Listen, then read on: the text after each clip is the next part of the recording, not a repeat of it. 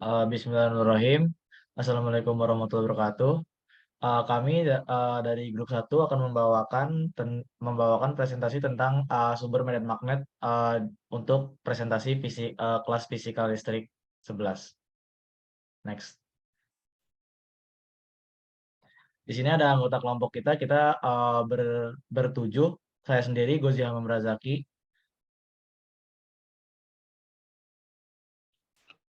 Saya juga. Saya Daniel. Saya George. Saya Kania.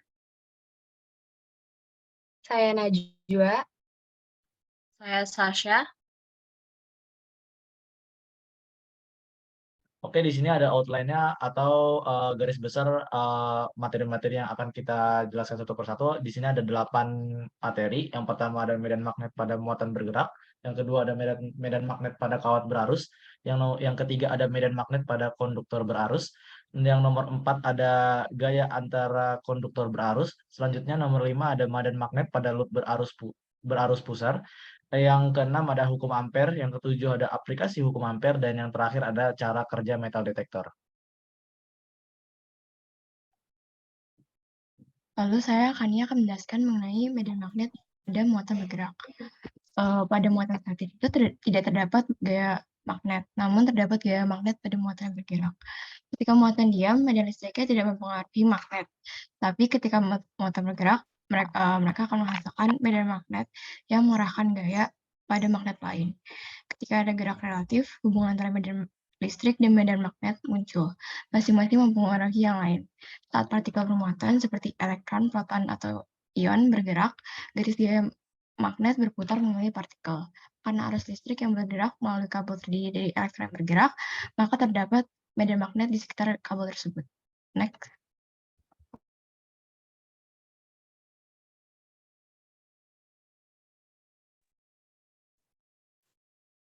Lalu terdapat gaya Lorentz. Gaya Lorentz merupakan gaya yang timbul akibat adanya arus listrik dalam suatu medan magnet. Arus listrik sendiri merupakan muatan listrik yang bergerak persatuan waktu dengan arah sesuai dengan pergerakan muatan positif. Gaya magnetik atau gaya Lorentz ini bekerja pada muatan yang bergerak di dalam medan magnetik yang dapat ditentukan dengan rumus berikut, yaitu F sama dengan Q kali V kali B kali sin theta, atau Q kali V kali B jika theta itu sebenarnya 90 derajat. Q ini merupakan muatan bergeraknya dan V ini kecepatan muatan tersebut. Next.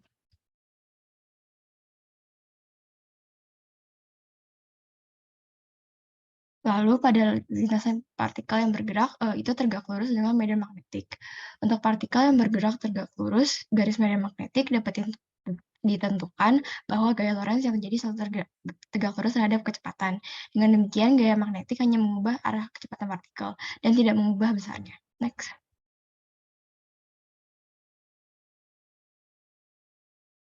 Gaya Lorentz berfungsi sebagai gaya sentripetal sehingga fenomena gerak ini merupakan gerak melingkar beraturan seperti pada gambar di samping ini.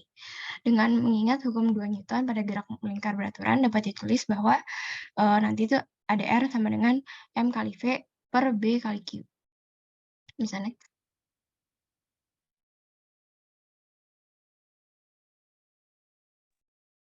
Lalu rumus medan magnet pada muatan bergerak sendiri ini dapat ditulis sebagai B sama dengan mu0 kali QV per 4pi R kuadrat. Mu0 ini itu merupakan permeabilitas ruang hampa yang merupakan konstanta, yaitu 4pi kali 10 pangkat min 7 ns kuadrat per C kuadrat. Next.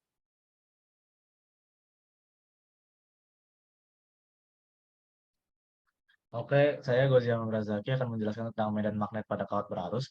Dari definisinya sendiri, medan magnet adalah daerah di sekitar magnet yang masih terpengaruh oleh gaya magnet. Nah, medan magnet ini dapat ditimbulkan oleh suatu konduktor yang dialiri oleh sejumlah arus listrik. Medan magnet di sekitar kawat berarus ditemukan secara tidak sengaja oleh Christian Ørsted, seorang profesor yang tidak sengaja menemukan bahwa ketika sebuah kawat dialiri oleh arus listrik, maka medan magnet maka jarum kompas yang berada di sekitar kawat tersebut akan bergerak atau menyimpang. Bisa dilihat di gambar sebelah kanan, arus listrik ke kiri dan ke kanan menyebabkan penyimpangan jarum kompas yang berbeda. Dan ada beberapa bentuk kawat yang mengalirkan arus listrik, yaitu ada kawat lurus, kawat melingkar, solenoida, dan toroida. Boleh next. Selanjutnya ada kawat lurus. Kawat lurus dengan arus yang mengalir di dalamnya merupakan contoh yang paling sederhana dari medan magnet yang ditimbulkan oleh kawat berarus. Bisa dilihat di gambar di sebelah kanan, ada penerapan hukum tangan kanan yang diterapkan, yang dapat membantu kita untuk menentukan arah medan magnet dan juga ketika sebuah arus mengaliri kawat.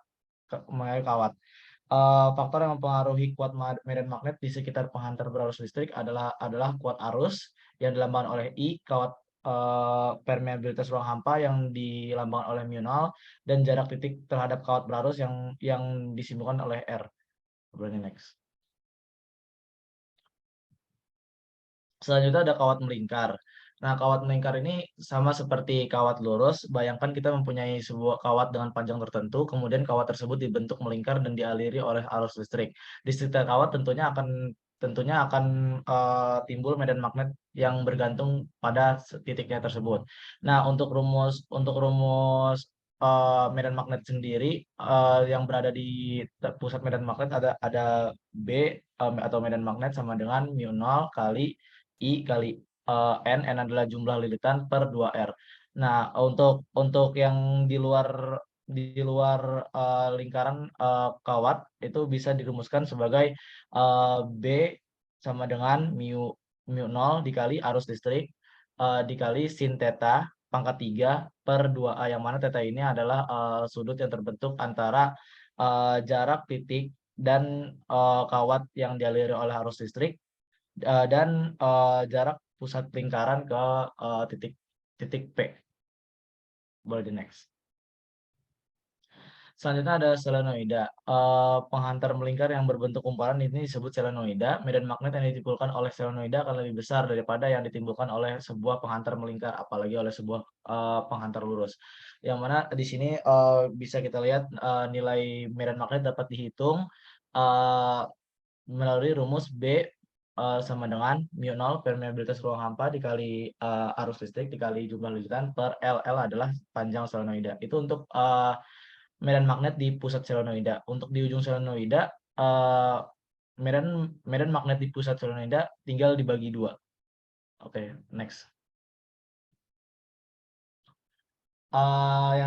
Yang terakhir untuk kawat berarus adalah toroida, sebuah kawat yang dipintal menjadi sebuah kumparan. Hanya saja kumparan tersebut tidak berada dalam keadaan lurus, tapi dibuat melingkar. Ini seperti solenoida tapi dibuat melingkar. Jadi ini bisa disebut solenoida melingkar. Adapun rumus induksi magnetik dari toroida tersebut adalah medan magnet di pusat toroida sama dengan mu0 atau permeabilitas ruang hampa dikali N, yaitu jumlah lilitan dikali I arus listrik per 2pi R efisien. R efisien ini adalah jari-jari efisien yang mana jari-jari luar, jari-jari dari pusat ke titik paling luar toroida ditambah titik pusat ke toroida yang paling dalam. Habis itu kita temukan nilai jari-jari efisiennya tinggal R1 tambah R2 dibagi 2. Jari-jari efisien ini adalah rata-rata dari jari-jari luar dan jari-jari dalam. Next.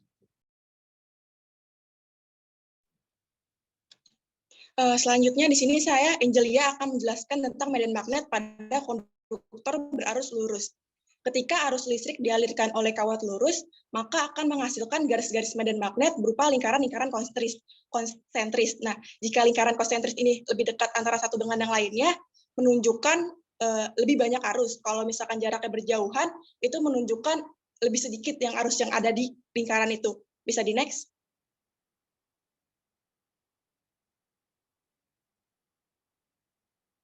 Ini gambaran ketika medan magnet pada kawat lurus dilihat dari berbagai arah. Lingkaran dengan titik menunjukkan bahwa arus keluar dari bidang kertas, sedangkan lingkaran yang tandanya silang menunjukkan bahwa arus bergerak ke bidang kertas. Bisa di next.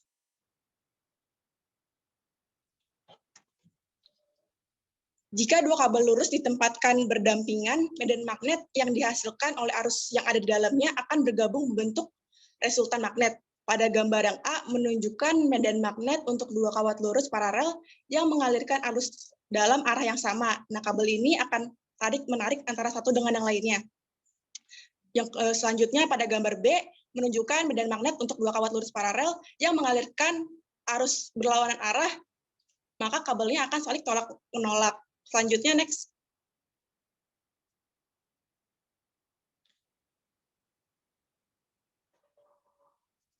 Nah, ini ketika dua konduktor pembawa arus didekatkan berdampingan, itu akan menggunakan rumus B total sama dengan B1 ditambah B2.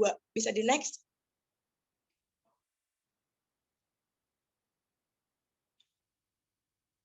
Selanjutnya itu arah menentukan medan magnet, yaitu ada dua. Yang pertama itu aturan pegangan tangan kanan. Nah, bayangkan kabel digenggam dengan menggunakan tangan kanan dengan ibu jari menunjukkan arus, dan 4 jari lainnya menunjukkan arah medan magnet di sekitar kawat. Seperti yang ditunjukkan pada gambar yang pertama. Selanjutnya, medan magnet dapat ditentukan dengan aturan skrup Maxwell, yaitu aturan pembukaan botol. Bayangkan sebuah skrup diputar menjadi kawat sepanjang arah arus. Nah, putaran skrup itu adalah arah medan magnet, seperti yang pada gambar kedua. Bisa di next.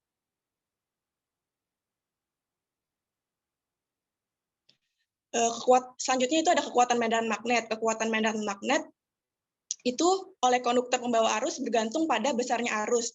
Yang kedua, arus yang lebih kuat akan menghasilkan medan magnet yang lebih kuat di sekitar kawat, ditunjukkan pada gambar yang A. Yang ketiga, kuat medan magnet berkurang saat kita bergerak jauh, yang ditunjukkan pada gambar yang B. Bisa di next. Selanjutnya saya Sashanti akan menjelaskan mengenai gaya pada konduktor berarus. Jadi gaya yang bekerja pada konduktor yang mengaliri arus adalah gaya magnetik. Nah, partikel bermuatan dalam daerah yang memiliki medan magnetik ini yang akan mengalami gaya magnetik. Contohnya ini adalah jika kawat diberi arus listrik, maka kawat tersebut akan mengalami gaya Lorentz yang nantinya akan menggerakkan atau membengkokkan kawat. Nah, arah dari gerak atau bengkoknya kawat ini akan mengikuti arah gaya Lorentz. Nah, konsep gaya Lorentz sendiri ini tidak menimbulkan arah acak, melainkan memiliki pola dan arah yang tegak lurus dari arah kuat arus listrik dan magnetik. Nah, rumus gaya Lorentz pada kawat berarus adalah induksi magnetik dikalikan dengan kuat arus listrik, lalu dikalikan dengan panjang kawat, dan dikalikan dengan sinus sudut antara arus listrik dengan medan magnet.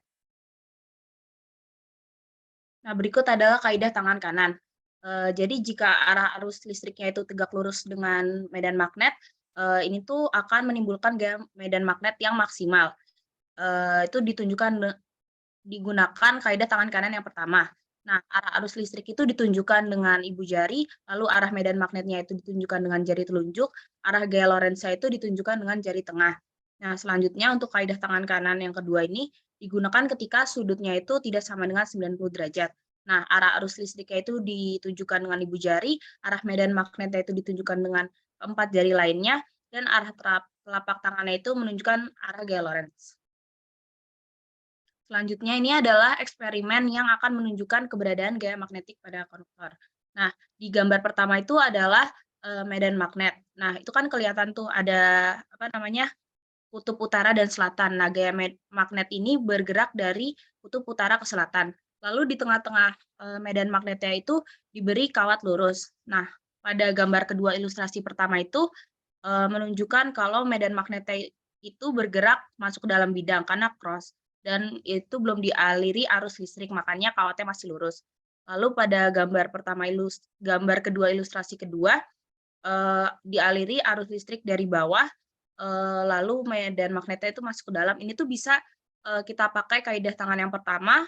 Nah, nantinya kawatnya itu akan bengkok ke kiri. Nah, gambar kedua ilustrasi ketiga, ketika arah arusnya yang dialiri itu diubah dari atas. Nah, ini bisa pakai kaidah tangan yang pertama itu, nantinya arah gaya Lorentz itu akan ke kanan, makanya kawatnya itu bengkoknya ke kanan.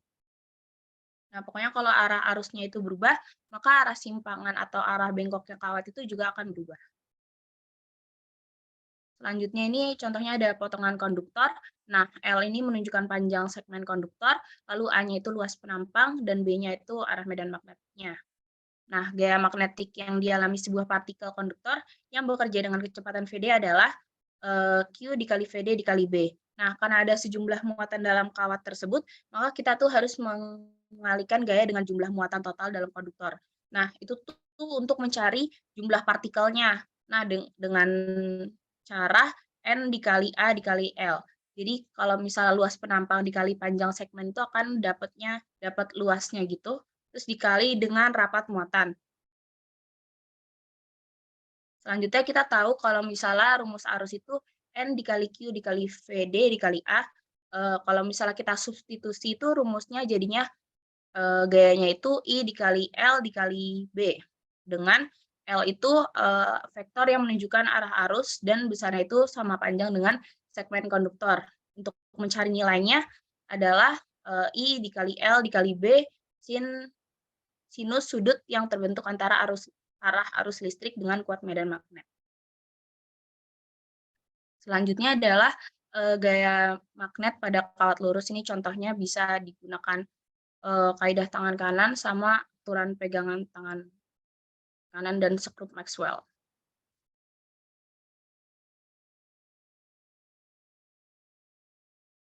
Oke, berikutnya ada medan magnet pada loop. Di sini dapat dilihat menurut hukum Biot-Savart terdapat kaidah tangan kanan yang menunjukkan bahwa apabila kita menggunakan 4 jari sebagai arah arus listrik, maka akan diperoleh medan magnet sebagai jempol. Next.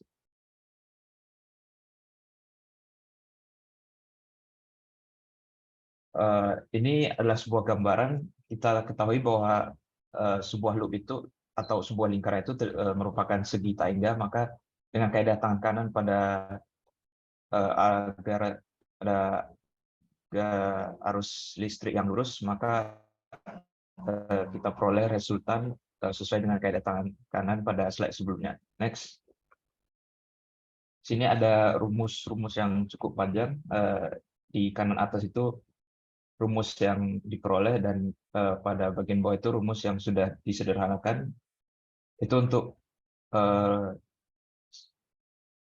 satu loop, sedangkan pada sudut kanan itu cukup sudut untuk setiap loop itu cukup dikali dengan jumlah loop yang ada.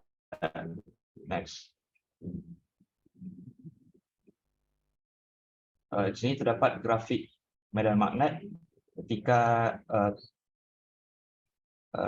X tidak sama dengan 0. Jadi yang maksud ini dapat dilihat bahwa pada grafik ini, pada grafik kurva tersebut, medan magnet yang paling besar itu terdapat pada sudut pusat lingkaran, sudut pusat loop, sedangkan semakin jauh di sudut yang titik yang ingin kita cari medan magnetnya, maka medan magnet pada titik tersebut akan semakin kecil. Next. Selanjutnya ada mesin MRI. Cara kerja mesin MRI ini karena bentuknya lingkaran, maka saat dilahiri arus listrik akan terbentuk medan magnet yang sangat besar. Medan magnet tersebut akan mengubah arah proton dalam tubuh kita, sehingga arah seluruh proton dalam tubuh akan sejajar dengan medan magnet. Kemudian proton tersebut akan diberi gangguan berupa sebuah gelombang radio yang kemudian akan mengubah arah proton tersebut. Setelah gelombang radio tersebut dihilangkan, maka arah proton akan kembali ke posisi sejajar dengan medan magnet. Waktu yang diperlukan dan jumlah proton pada setiap sel yang akan diterima kemudian digunakan untuk memperoleh hasil dari scan MRI. Next. Selanjutnya, saya Najwa akan menjelaskan tentang hukum Ampere. Hukum Ampere berbunyi untuk semua bentuk lintasan tertutup yang mengelilingi penghantar berarus I di dalam vakum medan magnet yang ditimbulkan selalu sedemikian sehingga berlaku jumlah panjang elemen penghantar dikalikan dengan besarnya medan magnet yang searah dengan arah arus listrik adalah sebanding dengan permeabilitas ruang hampa dikalikan dengan nilai besar arus yang mengalir pada rangkaian tertutup. Nah, di sini ada salah satu tokoh di dunia elektro yang mengembangkan hukum Ampere, yaitu André Marie Ampere. Next. Selanjutnya, di gambar sebelah kiri ada lintasan tertutup sembarang dalam ruang yang mengandung medan magnet. Misalkan di suatu ruang terdapat medan magnet B, di dalam ruang tersebut kita buat sebuah lintasan tertutup S yang sembarang. Nah, di sini ada rumusnya integral perkalian titik B dan lintasan dalam lintasan tertutup S memenuhi sigma I adalah jumlah total arus yang dilingkupi S. Tanda sedemikian menyatakan bahwa integral harus dikerjakan pada sebuah lintasan tertutup. Next.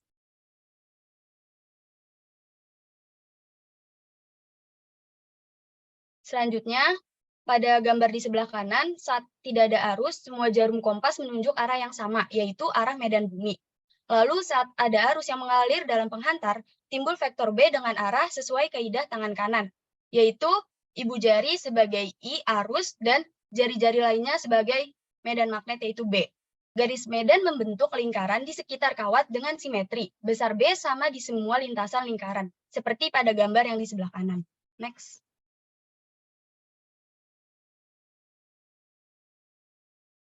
Kemudian ada kawat lurus sejajar. Dua buah pengantar sejajar yang panjang terpisah sejauh A, dan masing-masing dialiri arus listrik sebesar I1 dan I2. Kedua penghantar itu akan tarik-menarik atau tolak-menolak. Kenyataan eksperimen semacam itu diperhatikan pertama kali oleh Ampere. Saat dua kawat arahnya sama, gayanya akan tarik-menarik. Tetapi jika arah arusnya berlawanan arah, gayanya akan tolak-menolak. Next.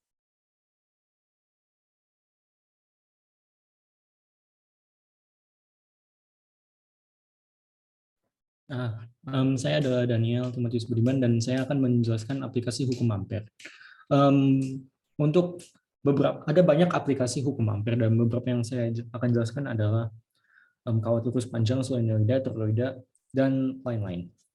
Nah, untuk sebelum saya menjelaskan aplikasi hukum Ampere, saya akan menjelaskan beberapa hal yang hukum Ampere bisa lakukan. Satu adalah menentukan induksi magnetik akibat kawat pembawa arus yang panjang. Kedua, menentukan medan magnet di dalam toroid. Ketiga, menentukan medan magnet yang dihasilkan oleh silinder penghantar arus panjang seperti solenoida. Terus keempat, menentukan medan magnet di dalam konduktor. Dan terakhir, menentukan kekuatan di antara arus. Next.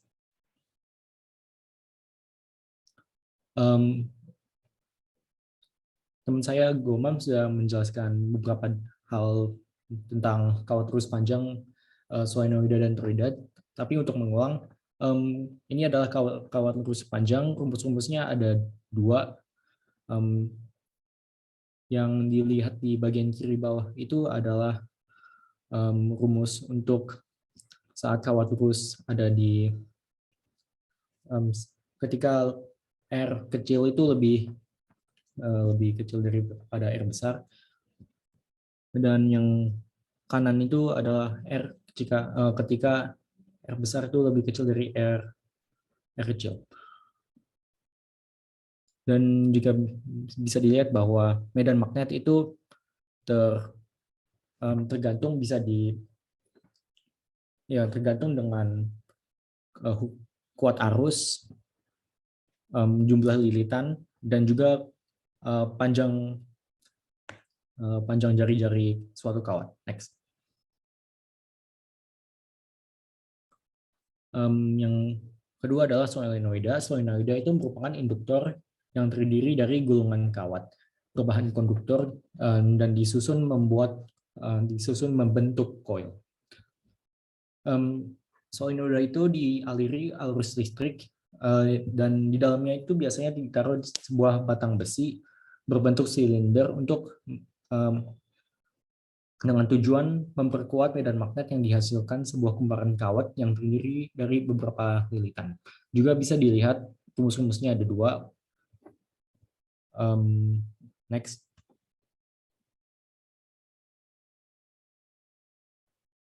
Yang ketiga adalah toroida. Toroida itu adalah solenoid tapi dibentuk seperti torus, yaitu bentuk donat. Bisa dilihat bahwa ada rumusnya itu, satu medan magnet sama dengan mu0 dikali jumlah lilitan dikali jumlah arus dibagi dengan 2 PR. Next. Nah, beberapa aplikasi yang bisa yang di hukum Ampere digunakan di dalam kehidupan nyata itu bisa ada banyak sih. Tapi beberapa yang akan saya jelaskan dengan sedikit adalah motor, generator, transformator, bel listrik, dan speaker. Untuk motor, generator, dan transformator itu ketiganya itu menggunakan hukum Ampere karena hukum Ampere itu bisa menghitung berapa jumlah arus yang butuh dialirkan dan butuh dimasukkan. Itu kenapa motor, generator, dan transformator menggunakan hukum Ampere. Untuk bel listrik itu menggunakan hukum Ampere karena itu karena bel listrik itu terdiri dari dua elektromagnet dengan setiap solenoida dililitkan pada arah yang berlawanan. Jadi solenoida itu digunakan dalam bel listrik. Dan jika saklar ditekan di bel listrik, arus listrik akan mengalir melalui solenoid besi dan menjadi magnet yang menarik kepingan besi lentur dan mengetuk untuk memukul bel berkali-kali. Itu bagaimana bel listrik bisa menghasilkan suara. Untuk speaker menggunakan hukum Ampere karena speaker coil itu bergerak kembali ke posisi semula sebagai berikut. Elektromagnetik diposisikan pada suatu bidang magnet yang konstan yang diciptakan oleh sebuah magnet permanen. Terus magnet itu disebut elektromagnet dan juga magnet permanen itu berinteraksi satu sama lain seperti dua magnet yang berhubungan pada umumnya. Terus kutub positif pada elektromagnet itu ditarik ke kutub negatif magnet permanen, terus ke kutub negatif itu yang ada di elektromagnet itu ditolak oleh kutub negatif magnet permanen. Terus orientasi kutub elektromagnetik itu bertukar, terus arah gayanya juga ikut berputar dan juga gaya tariknya juga. Terus dengan ini arus bolak-baliknya itu secara konstan bisa membalikkan dorongan magnet antara voice coil dengan magnet permanen. Next. Selanjutnya, saya Najwa akan menjelaskan cara kerja metal detectors. Detektor metal atau detektor logam secara prinsip terdiri dari dua buah lilitan yang tegak lurus dan lokasinya berdekatan. Arus bolak-balik dialirkan ke lilitan besar sehingga dihasilkan medan magnet yang berubah-ubah terhadap waktu di sekitaran lilitan tersebut. Tetapi tidak ada arus yang dihasilkan di kumparan kecil. Next. Nah, detektor metal bekerja dengan mentransmisikan medan elektromagnetik dari kumparan pencarian ke dalam tanah. Tiap benda logam atau target dalam medan elektromagnetik akan menjadi energi dan mentransmisikan ulang medan elektromagnetik mereka sendiri. Kumparan pencarian detektor menerima bidang yang ditransmisikan ulang dan memberitahu pengguna dengan menghasilkan respons target. Next. Berikut adalah referensi yang kita gunakan untuk menyusun materi presentasi ini. Next. Ya, ini juga masih referensi yang kita gunakan. Next.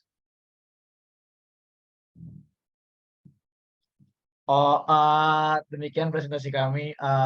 Terima kasih atas perhatiannya. Wassalamualaikum warahmatullahi wabarakatuh.